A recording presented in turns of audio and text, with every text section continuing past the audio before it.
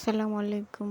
সবাই কেমন আছেন? আর আপনারা ভাইয়ারা তো দেখতে পাচ্ছেন এখানে সকালে নাস্তা বানানোর জন্য এখানে পুরি বানাবো।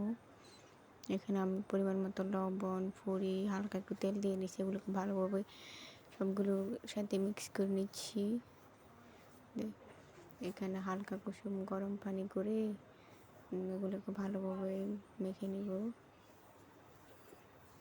তো দেখতে পাচ্ছেন আমি এগুলোকে ভালোভাবে মেখে নিব। তো সবাই দোয়া করবেন। একটু ভালোভাবে করা হয়ে গেছে। এখন আমি এগুলোকে পুরি বানানোর জন্য শেপ দিয়ে নেব, দেখতে পাচ্ছেন।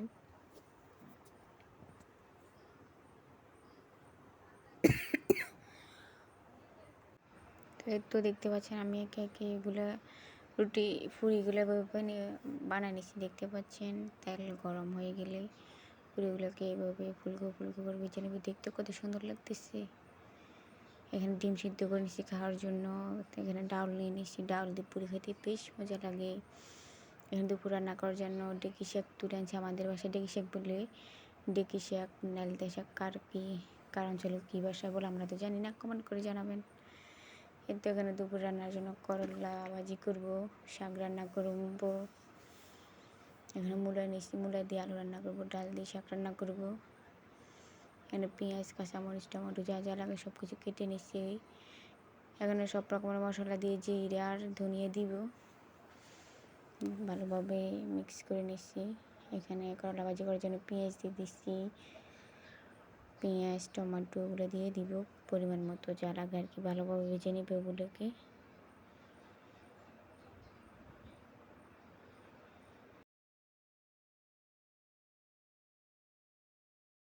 ভালোভাবে ভেজে নিয়ে আমি একে একে মশলাগুলো এখানে দিয়ে দিব। ধনিয়ার গুঁড়া, হলুদের গুঁড়া সব এখানে একে একে দিয়ে দিব। সবাই সাপোর্ট করবেন, লাইক করবেন, দোয়া করবেন যাতে এগিয়ে যেতে পারি সামনের দিকে। এখন আমি করলাগুলোকে ঢেলে দিব, ভালোভাবে মশলার সাথে মিক্স করে নিব।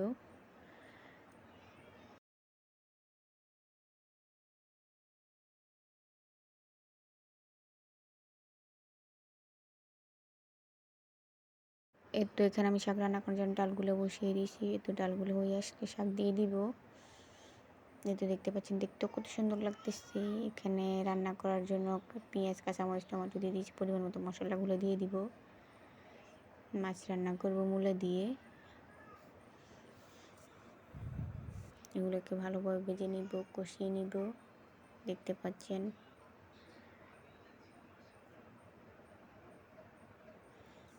এখানে আমি পরিমাণ মতো সব মশলা দিয়ে দিচ্ছি একে একে।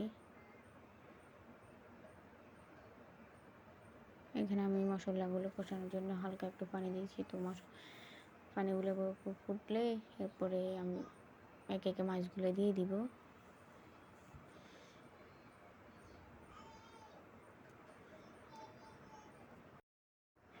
তো এখানে আমার মাছগুলো এখানে কষানো হয়ে গেছে। এখন মূলাগুলো দিয়ে দিব।